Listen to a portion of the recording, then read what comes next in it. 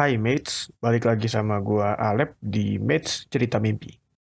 Di konten kali ini, gua akan cerita lagi tentang mimpi gua yang gua beri judul Terowongan. Tanpa berlama-lama lagi, ini dia ceritanya. Di suatu hari yang cerah, gua jalan-jalan sendirian pakai mobil ke suatu daerah di pegunungan yang jalannya itu nanjak dan berliku. Gua jalan ke sana niatnya iseng doang, karena emang pemandangannya itu pas jalan itu bagus banget.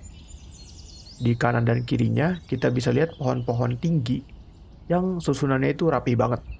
Terus ada juga suara-suara burung yang hinggap di pohon sama burung-burung yang terbang yang ngebuat suasananya itu jadi lebih tenang gitu. Nah, setelah 20 menit perjalanan, tiba-tiba di depan gua tuh ada terowongan gede yang di dalamnya itu gak ada lampu sama sekali. Karena dari luar cuma kelihatan hitam doang gitu. Sialnya nih, mobil gue itu tiba-tiba mogok persis di depan terowongan itu.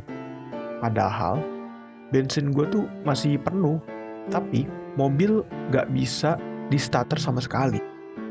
Sontak gue panik dong, karena di dekat sana itu gak ada pemukiman, jadi gue gak bisa minta tolong ke siapa-siapa. Terus gue refleks nih, ngeluarin HP, dan berharap bisa nelpon temen gue buat datang ngebantuin. Sialnya, HP gua juga nggak ada sinyal. Bukan cuma sinyal internet, sinyal buat nelpon juga nggak ada. Gua mau ngechat teman nggak bisa, SMS nggak bisa, apalagi nelpon nggak bisa juga. Nah, di sini gue bingung harus ngapain. Gue lihat HP, problemnya begitu. Gue balik ke belakang, udah lebih nggak mungkin lagi, karena jalannya tuh benar-benar jauh dan nggak ada apa-apa juga. Karena kondisi itu, terpaksalah gue masuk ke terowongan gelap itu dengan berharap di ujungnya itu ada pemukiman dan ada orang yang bisa ngebantuin gue. Oke, kita mulai masuk terowongan. Saking gelapnya, gue sampai gak bisa ngeliat tangan dan baju gue sendiri di dalam sana. Akhirnya gue ngambil HP dan nyalain flashlight. Terowongan itu aneh banget.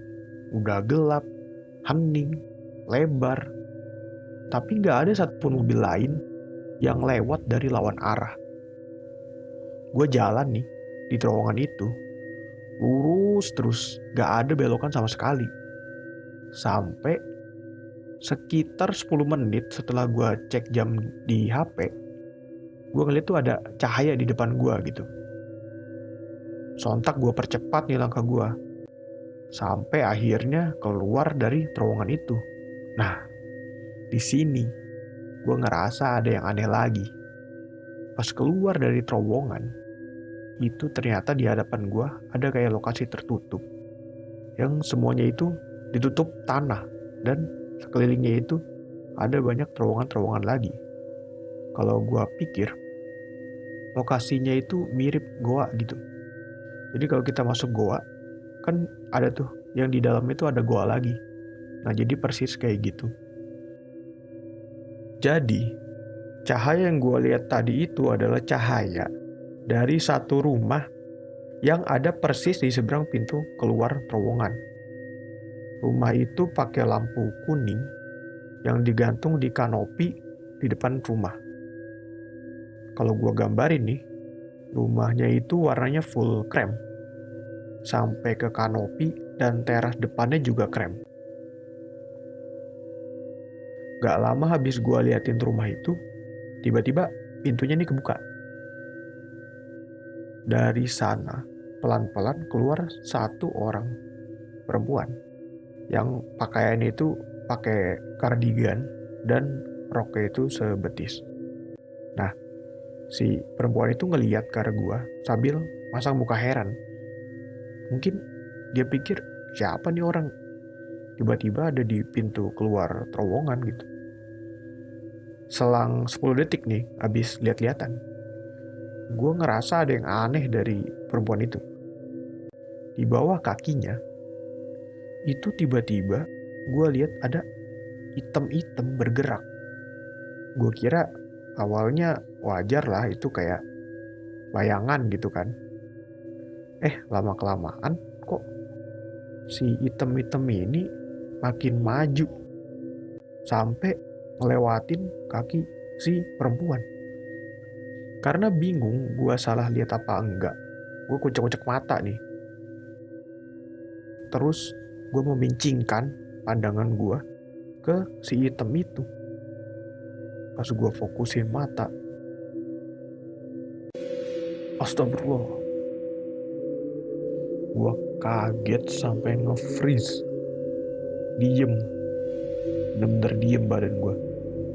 Ternyata si item itu sosok cowok yang kurus, yang rambutnya itu gondrong sekuping lah kalau dia berdiri kira-kira.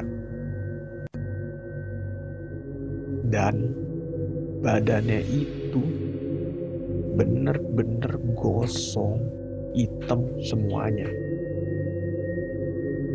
Nah, gue kan tadi bilang ya, dia tuh muncul di balik kaki si cewek itu kan. Jadi, dia itu muncul sambil kayang. Iya, kayang. Rambutnya itu terjuntai ke bawah dan matanya itu ngeliat ke arah gua. Gila, itu serem banget sih, kayak di film-film horor gitu. Wah, ini gak beres kata gua. Setelah nge-freeze nih, untungnya gue bisa ngegerakin badan gua gak lama dari itu. Gua langsung balik badan. Gua lari sekenceng-kencengnya ke terowongan yang gua lewatin tadi. Pas gua lari kenceng, baru setengah jalan, gua dibangunin sama bapak gua. Jadi mimpi gua ini tuh terpaksa kepotong dan gak selesai. Habis gua bangun tidur itu, gua diem dulu. Paniknya masih berasa. Gila gak tuh? Gue nenangin diri sekitar 5 menit. Gue diem aja 5 menit. Dan barulah habis itu gue ngerjain aktivitas.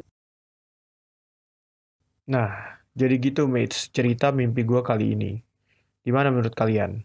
Jujur, ini mimpi gue yang pertama yang dimunculin sosok kayak gitu.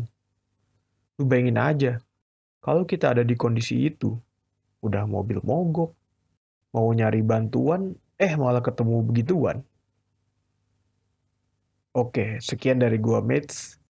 Jangan lupa untuk like, komen, dan subscribe channel Mates Media, dan nantikan konten-konten kita berikutnya. Gak lupa, semoga kalian sehat selalu di kondisi pandemi ini. See you, mate.